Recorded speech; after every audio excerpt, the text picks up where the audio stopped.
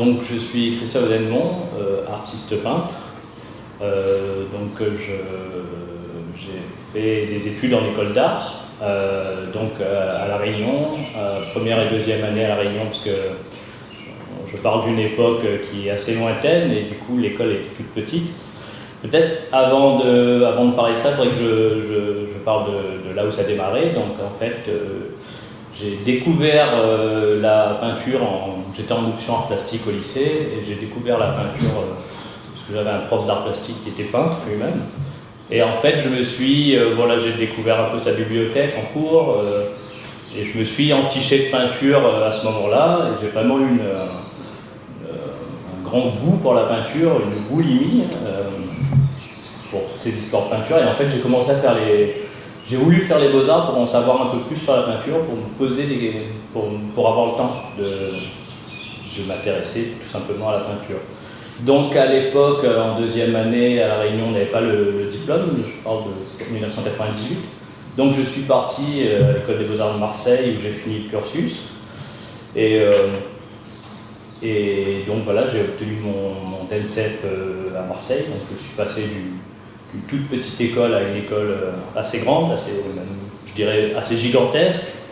Et donc juste après les Beaux-Arts, en parallèle de mes études, j'organisais des ateliers avec les enfants, aussi bien pour gagner une petite monnaie que par goût.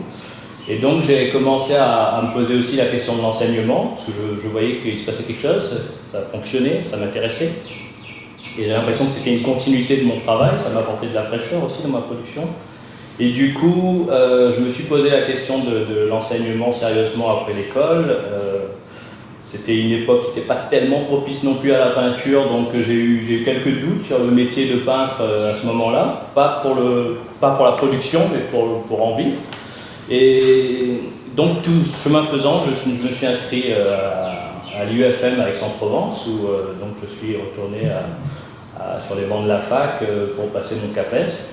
Donc j'ai obtenu mon CAPES un an après le DENSEP, et du coup j'ai commencé à travailler à Marseille et puis je suis rentré à La Réunion. Je suis rentré à La Réunion en 2003. Et voilà, donc j'ai commencé à travailler à La Réunion, à travailler ma production de peinture et en même temps l'enseignement en collège. Dans un collège de l'Est, donc prof d'art plastique. Donc j'ai mené ces deux choses-là de front, le travail de prof d'art plastique, la peinture, les ateliers. Et donc j'ai fait ça pendant 11 ou 12 ans, et depuis 2013, le poste de peinture était vacant à l'école des Beaux-Arts. Il se trouve que je m'étais mis en disponibilité parce que je commençais à avoir un peu de frustration par rapport à ma pratique, c'est-à-dire que je commençais à emmener les amis à l'aéroport, les amis artistes qui partaient pour des expositions. Et puis un jour je me suis dit, j'ai envie de vivre un peu autrement, donc j'ai un peu mis l'enseignement de côté pendant un moment, et je suis retourné à des travaux d'atelier avec des enfants, mais j'ai quitté l'éducation nationale provisoirement. Et en fait, quand le poste de peinture était vacant en 2013, donc j'ai postulé, j'ai été pris, donc je suis enseignant à l'école d'art en peinture depuis 6 ans. Voilà. Si je dois parler de privilèges, je crois que les privilèges, ils sont là. C'est d'avoir pu faire des études dans un domaine qui me passionnait, et puis d'avoir pu travailler aussi dans ce domaine-là. Donc de pouvoir me soucier de questions d'art, aujourd'hui, je trouve que c'est quand même assez exceptionnel comme privilège. Je vais travailler tous les jours, je vais faire quelque chose qui m'intéresse. Je parle aussi bien du temps d'atelier que de ma pratique de l'enseignement en école d'art. Et donc évidemment, je suis très sensible à cette idée que je ne suis pas en train de compter des chiffres dans une colonne ou travailler dans un bureau. Et donc je pense que ça, c'est déjà pas mal comme privilège. Et puis les études en école d'art, enfin, moi ça a complètement changé ma vie quand j'ai été étudiant. Je ne suis pas dans une famille où on s'intéresse beaucoup à l'art. On n'y est pas fermé non plus, mais disons qu'il n'y avait pas tellement cette culture des arts plastiques dans la famille. J'ai un cousin qui est dessinateur, qui fait de la bande dessinée, mais je crois que c'est mon seul rapport aux arts plastiques quand j'étais tout jeune. Et je crois qu'en fait, ça a vraiment changé ma vie, cette ouverture d'esprit, cet accès à la culture.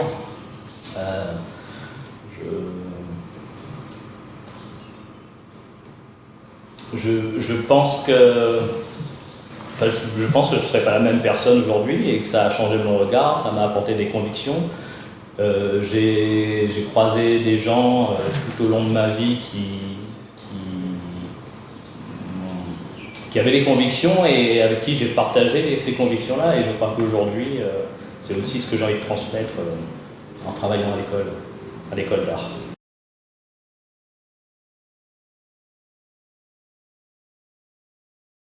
Du coup, je vis à l'île de la Réunion, donc c'est un département français, une île dans l'océan Indien. Et c'est une île qui a une histoire lourde, un passé assez chargé et violent, dû à la colonisation et à l'esclavage. Donc aujourd'hui, on est en 2019, malgré quelques soucis, c'est quand même un endroit avec des paysages magnifiques, une qualité de vie assez exceptionnelle, fragile mais exceptionnelle. C'est un endroit qui est assez enthousiasmant, assez inspirant, et qui évidemment, là aussi c'est un privilège de vivre sur cette île et d'évoluer sur cette île, de travailler sur cette île. Donc en termes d'engagement, je ne sais pas si c'est un engagement, mais c'est vrai que je me suis posé la question, ça ne me paraissait pas anodin du tout, je me suis posé la question en 2003 lorsque j'ai eu fini mes études. Je me suis posé la question très fortement de rentrer. On était une petite bande d'artistes à Marseille, donc vous imaginez, 23, 24 ans, envie de conquérir le monde, on est en Europe. Moi j'ai passé toute ma vie à La Réunion, et c'est vrai qu'on était en Europe, sur la terre j'ai envie de dire de toutes mes idoles, les artistes, qui foulaient ce sol, en Italie, l'Allemagne, toute l'histoire de la peinture, je l'ai retrouvée là, et puis je me suis posé la question de rentrer à la maison, tout simplement, et de rentrer à la maison où il n'y a justement pas cette histoire-là. Il y en a une autre, mais il n'y a pas du tout cette histoire-là, il y a assez peu cette culture de la peinture, des arts plastiques. Et donc, et en même temps, il me semblait important, enfin j'avais souvent eu cette discussion avec mes parents, mon père notamment, à l'époque, de l'idée d'aller faire ses études. Est-ce que tu prévois de rentrer, est-ce que tu ne rentres pas? Et à l'époque, on s'était dit qu'on avait le temps, et puis le moment est venu. Et puis il m'a semblé en fait assez logique de rentrer. Donc je suis rentré en me posant la vraie question de est-ce que c'était le bon choix. Je ne sais pas si je me pose encore cette question, je ne sais pas si elle est importante en fait cette question. Mais tout simplement parce que voilà, il y avait l'idée de, je pense que quand on fait les beaux-arts, on a plusieurs ambitions, mais on en a une, c'est de vivre de sa pratique, c'est de devenir artiste, et il y avait presque quelque chose de rentrer à La Réunion, il y avait presque l'idée de renoncer à ça, et enfin de se dire ça va être beaucoup plus compliqué, et en même temps c'est à la maison, quoi, c'est chez moi, et donc je suis rentré, et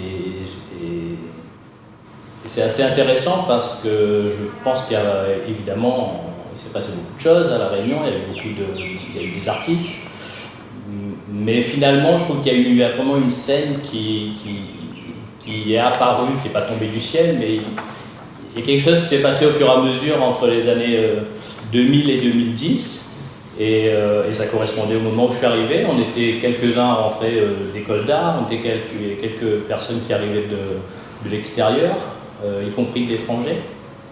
J'avais un couple d'amis allemands qui arrivaient de Cologne, et en fait, il a commencé à se passer des choses. En 2003, quand je suis rentré, il se passait, il y avait des expositions, mais c'était quand même... ouais, j'avais l'impression que c'était un peu les débuts, et puis j'ai l'impression qu'en 10 ans, ça s'est démultiplié, que c'est parti dans tous les sens. Et quelque part, c'est un peu... Je pense qu'on a participé à la construction aussi de tout ça. Et je pense qu'on a tous un peu ce sentiment-là, en tout cas. Et voilà, hein, de façon très modeste. Hein, mais c'est vrai que ça a été intéressant de voir tout ça naître. Et là, en ce moment, ça continue. Mais il se passe des choses très intéressantes en termes artistiques à La Réunion en ce moment. Et parallèlement, donc évidemment à cette pratique-là, donc mon travail d'artiste, j'étais, comme je le disais tout à l'heure, j'ai commencé à enseigner. Donc j'ai travaillé dans l'est de l'île pour les cours d'art plastique. Et donc voilà, j'ai mené ces deux pratiques de front, ces deux activités. Je ne sais pas si on peut appeler ça des activités, mais en fait, c'est à partir de ce moment-là, depuis 2003, que j'ai mené de front et la pratique et l'enseignement. Et c'est comme ça que je vis depuis maintenant une quinzaine d'années.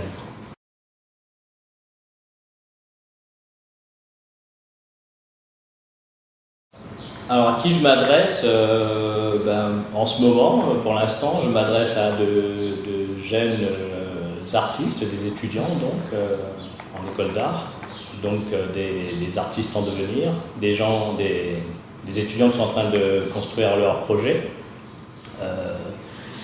qui sont en train de vivre quelque chose que j'ai vécu moi-même. Donc c'est assez important pour moi de me rappeler, justement je parlais tout à l'heure de ce bouleversement qu'ont été les Beaux-Arts dans ma vie. Et du coup j'essaye de garder ça en tête et j'essaye de transmettre aussi, comme je peux, ces convictions, évidemment les connaissances, mais surtout l'idée qu'ils croient en leur projet, qu'ils fassent évoluer leur projet et qu'ils aient les armes pour défendre leur travail, leur projet, leurs envies aussi. Donc voilà, ça c'est pour la partie enseignement, puisque j'ai toujours cette séparation, cette division dans la création depuis le début. Et en ce qui concerne ma pratique, alors à qui ça s'adresse, c'est une bonne question, c'est une question difficile. Parce que je ne fais pas d'illustration, je n'ai pas une pratique de peinture décorative. Du coup, évidemment, je restreins le public, malheureusement. J'aimerais bien que ce travail s'adresse à tout le monde. Je crois qu'en fait c'est ce que tout le monde cherche, mais évidemment ça ne fonctionne pas comme ça, c'est impossible. Alors du coup j'essaye d'y penser, j'essaye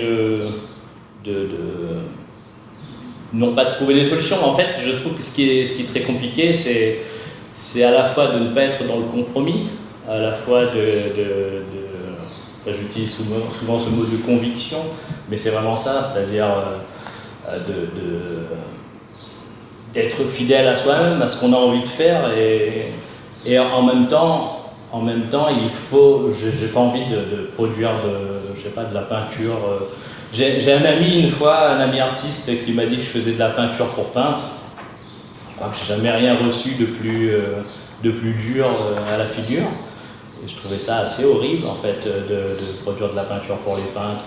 Enfin, je lui demandais ce qu'il entendait par là. Il me disait oui, non, mais il faut avoir une certaine éducation de la peinture. C'est savant, ça fait.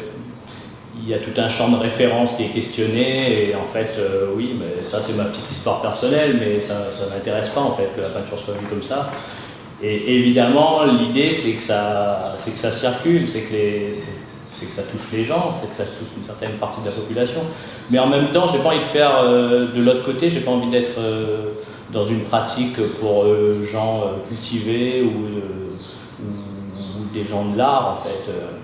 Je me méfie un peu je trouve que c'est très bien, il y a des lieux pour l'art et à La Réunion. On a les lieux institutionnels, le FRAC, l'Artothèque, le musée.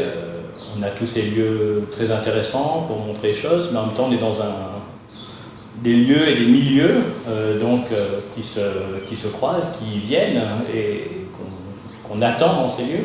Et c'est vrai que ça m'intéresse assez de temps en temps d'aller dans des lieux qui sont peut-être plus, entre guillemets, plus populaires, où ça m'est arrivé de faire des expositions, même jusqu'à maintenant en fait. Je fais encore des expositions, là ça fait un moment, mais dans des médiathèques ou dans des choses comme ça, parce que justement, là je trouve qu'il y a un contact il y a un contact qui est différent. Je trouve que ça touche peut-être une partie plus importante de la population, peut-être moins élitiste, encore que ça signifie. Alors on m'a souvent reproché justement de passer d'un lieu comme ça à un autre. Alors évidemment, il faut que les conditions, les qualités soient réunies pour faire une exposition. L'idée c'est pas non plus d'aller faire des expositions dans les arbres ou au marché, donc c'est pas le même rapport, mais à partir du moment où les conditions sont réunies, en tout cas celles dont j'ai besoin pour montrer mon travail, j'ai aucun souci à montrer mon travail dans ces conditions-là. Et on m'a parfois reproché dans le milieu artistique de me compromettre, c'est le mot qui est utilisé, se compromettre dans ce genre de lieu, parce que voilà, certaines idées d'où on doit montrer son travail, et parfois, moi ça m'intéresse beaucoup ce qui se joue dans ces moments-là. Déjà, c'est des moments où c'est des endroits où j'ai plus des personnes proches qui sont peut-être intimidées par les lieux institutionnels qui viennent dans ces lieux-là. Je me suis rendu compte qu'il y en a qui ne franchissent pas la porte pour aller à d'autres endroits, mais qui viennent dans ces endroits-là. Et moi, ça me paraît intéressant d'expérimenter cela aussi.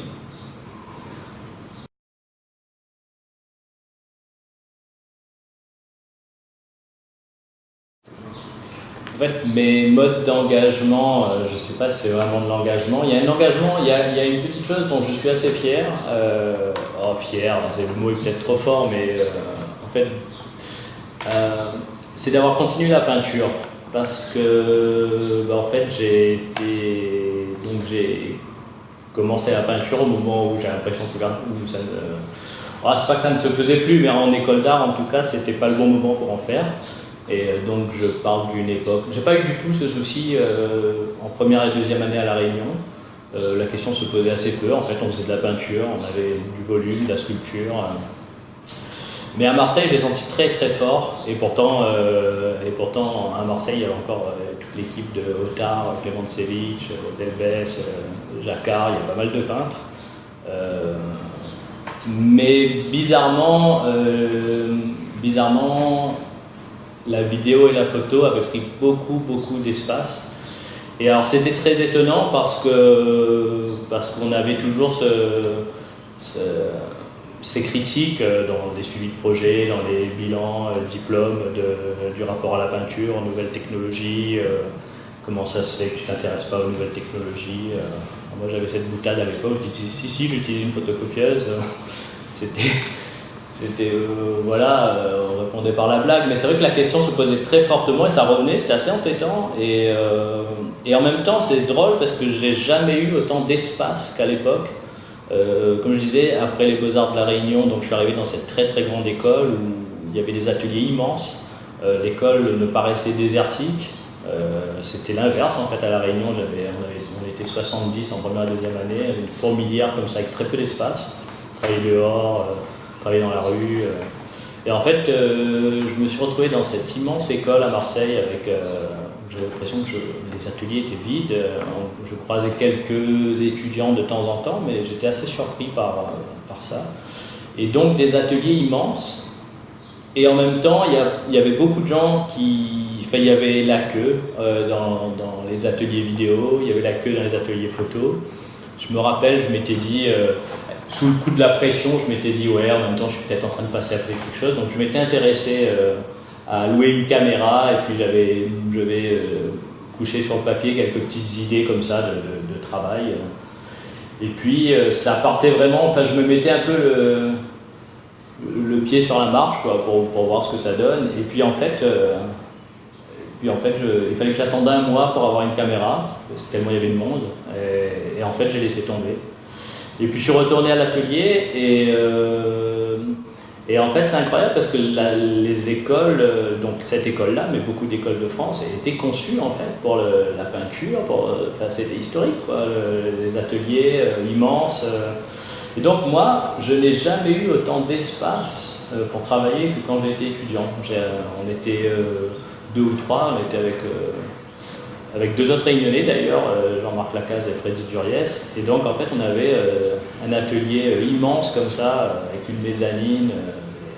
J'ai jamais travaillé dans des conditions comme à cette époque-là, même aujourd'hui.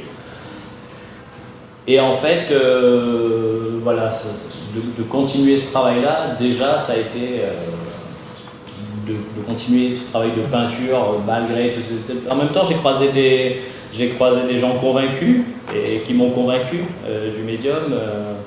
Et en fait, c'est drôle parce que j'ai toujours croisé des gens passionnés de peinture en chemin comme ça. Tous les 2 ou 3 ans, j'en ai croisé un nouveau. Et je crois que ça a vraiment alimenté. Et je crois qu'aussi tout ce côté, c'est dépassé, il faut passer à autre chose. Je crois qu'en fait, ça m'a assez convaincu de ce que j'avais à faire. Et jusqu'à aujourd'hui, en fait, alors c'est marrant parce que je crois que je dois être à la... Je suis pas très très vieux, mais ça fait quoi, 25 ans que je fais de la peinture. Et en fait, je crois que j'en suis à la 2e renaissance de la peinture déjà. Il y en a une tous les 10 ans à peu près. Donc voilà. Et sinon, au-delà du travail de peinture, mon engagement en tant qu'artiste, je pense, c'est tout simplement de continuer à travailler, de faire des expositions, d'aller soutenir les expositions des autres artistes. Je crois que c'est important aussi. C'est aussi ce qui fait qu'à un moment donné, il y a une scène, il y a un milieu, les visites d'ateliers. Je crois que ça participe à ça. Dans mon engagement, s'il y en a un, je crois que oui, c'est là aussi, c'est le travail auprès des étudiants au quotidien, la bienveillance, la rigueur, et puis d'être là, quoi, d'accompagner ce travail-là. Et puis on a dans les lieux d'exposition, ce qui est intéressant, c'est qu'en fait moi je viens du sud de l'île, donc la capitale est dans le nord. Ce qui est intéressant, c'est qu'en fait, évidemment, on a des lieux, je parlais des lieux pour exposer tout à l'heure, mais je crois que ça vient de là aussi, ça vient du fait que je suis du Sud. Alors, on a des lieux pour exposer, je ne dis pas qu'il n'y en a pas, mais disons que les grandes institutions sont plutôt dans le Nord, dans la capitale. Et donc, c'est assez drôle, entre artistes du Nord et du Sud, on a souvent cette boutade-là. C'est-à-dire que dans le Sud, je crois il a fallu être un petit peu plus débrouillard sur les lieux où on exposait, parce que finalement il n'y en avait pas tant que ça. Donc en fait, très souvent, je me rends compte qu'il y a eu plein de choses qui se sont passées dans le Sud sur des lieux qui ont ouvert, qui parfois ont fermé presque aussi sec. Il y a tout un système d'ateliers, de mise en commun entre les artistes, de maisons louées pour 1 an, 2 ans et rendues. Il y a eu toute cette approche-là. Alors je pense qu'elle existe aussi dans le Nord, mais c'est vrai que quand je pense au Nord, très souvent je pense musée, je pense la Cité des Arts depuis quelques années. Voilà, donc je pense que c'est un autre rapport et c'est complémentaire en fait. Et il y a eu depuis quelques années donc le FRAC au milieu, ça c'est drôle aussi. Et du coup ça peut faire une jonction à certains points de vue. Et depuis donc, alors là on a un projet qui nous tient à cœur avec un collectif d'artistes, donc on est 6 pour l'instant sur ce projet. Donc depuis 5 ou 6 ans, on loue des ateliers, donc ce sont deux grands hangars dans le sud, au Tampon. Et en fait, ces ateliers ont été mis en vente, enfin ces espaces, parce que ce ne sont pas des ateliers, on en a fait des ateliers, mais pendant longtemps, ça servait à de la menuiserie, des ateliers de menuiserie. Donc en fait, on loue ces espaces depuis 5 ou 6 ans. Et il se trouve que l'année dernière, le lieu a été mis en vente. Alors très naturellement, comme tout artiste au début, on s'est dit, bon, quand est-ce qu'on part, voilà, on va faire nos bagages et on va trouver autre chose. Et puis, au fur et à mesure, l'idée a commencé à germer de se bouger pour essayer de rester là et d'acquérir le lieu. Donc en fait, on a ce projet là, en plein dedans, déjà de conserver nos espaces. On est une petite dizaine à travailler sur place, une dizaine d'artistes, donc il y a des peintres, il y a des installateurs, enfin des plasticiens, et puis d'autres domaines aussi. Et en fait, l'idée, c'est de racheter ce lieu et de vraiment faire un lieu pour les artistes, par les artistes, pour fonctionner d'une autre façon, en fait. Et donc, on voudrait pérenniser nos espaces de travail,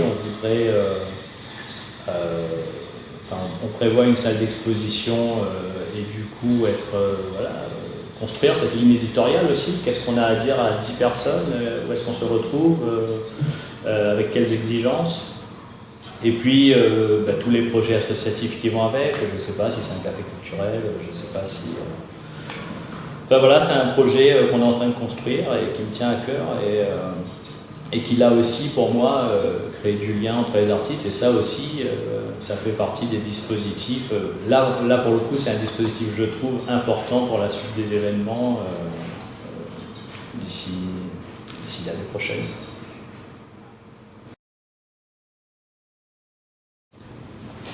Alors, est-ce que je suis féministe? Je ne sais plus. J'ai cru pendant longtemps que j'étais féministe, parce que tout simplement, en fait, j'ai grandi avec des valeurs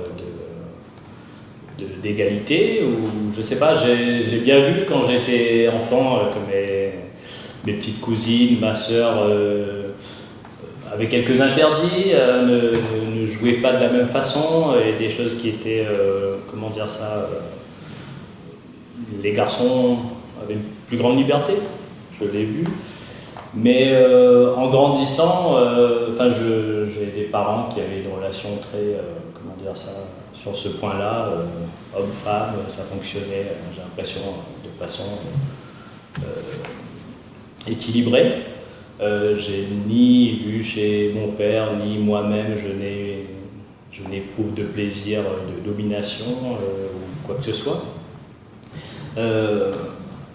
Et en fait, c'est pareil, j'ai une part féminine, j'ai toujours assumé. Je crois que c'est aussi celle qui m'a amené du côté de la création, il me semble. J'ai souvent eu j'ai passé un peu. Alors, est-ce que c'était le lycée en littéraire? Je sais pas, c'est peut-être ça, mais j'ai toujours été dans des classes avec beaucoup de filles. J'ai toujours été entouré d'une bande de filles. J'étais un peu le confident, ça a toujours bien fonctionné, quoi. Donc, et en fait, quand je dis que je sais plus, c'est-à-dire que pendant très longtemps, je me suis dit, ça fonctionne comme ça, en fait. Oui, je crois en tout ça. Et en fait, depuis je crois, 2-3 ans, là, avec tout ce qui se passe, on voit bien, avec le phénomène MeToo, avec... en ce moment, on parle des féminicides. Et en fait, je me dis que ça ne suffit pas, en fait, de croire à tout ça. Et en fait, j'ai l'impression que ça se mérite, le mot féministe, et je crois que j'ai participé aucunement, en fait, à tout ça, juste de trouver qu'il n'y avait pas de problème. J'avais tendance à me dire, en fait, que les femmes étaient fortes, et que ça fonctionnait comme ça, et évidemment elles sont fortes, mais en fait je crois que on voit, on assiste tous là, les hommes et les femmes, à ce modèle patriarcal qui commence à fissurer de partout, enfin évidemment en Occident. Et c'est vrai que alors on se réjouit de voir ça, et en fait j'ai l'impression que ça nous dépasse un peu aussi. et c'est une très bonne chose. Mais en termes d'engagement, en fait, je crois que je commence juste à réaliser que de croire en l'égalité, ça ne suffit pas en fait, que le chemin d'une femme est pavé d'embûches, je crois, et en fait, dans plein de domaines, hein, on le voit dans le domaine professionnel, enfin, tout ce qui apparaît en ce moment, je crois qu'on le savait en fait, mais j'ai l'impression que tout ça nous saute à la figure aujourd'hui. Pendant très longtemps, en fait, à La Réunion aussi, on a beaucoup d'histoires de femmes battues, on a beaucoup d'histoires de féminicides, mais pendant très longtemps, on a mis ça sur le compte de la misère, en fait. C'est-à-dire, c'était des histoires misérables. Et puis, on se rend compte qu'à plein d'étages, à tous les étages, ça existe. Non seulement les féminicides, mais aussi enfin, voilà, les droits, le droit au travail, la liberté, les violences sexuelles. Je vois avec les histoires de MeToo, et c'était les affaires avec le cinéma, Polanski, Weinstein et tout ça. En fait, j'ai l'impression que tout ça est en train de se fissurer, tout ça est en train de... Alors, est-ce que c'est Internet? Est-ce que c'est le fait que tout soit médiatisé? Mais j'ai l'impression qu'on assiste vraiment à ça. Et en fait, il ne suffit pas de dire oui, non, mais les femmes et les hommes sont égaux. C'est-à-dire, à un moment donné, comment elles se positionnent par rapport à ça. Et c'est vrai que j'ai l'impression que ce positionnement, je ne suis pas le seul, mais j'ai l'impression d'être témoin en fait de ça pour l'instant. Et c'est dans cette idée-là où je dis que je ne suis pas féministe, parce qu'une fois de plus, je trouve que ça se mérite en fait comme étiquette. Il faut mener un travail. Et du coup, je fais partie de ces millions d'hommes qui se posent la question de leur place au milieu de tout ça, et qu'est-ce qu'ils font, et ce qu'ils vont faire, et qu'est-ce que c'est être féministe. J'ai presque envie de vous reposer la question du coup.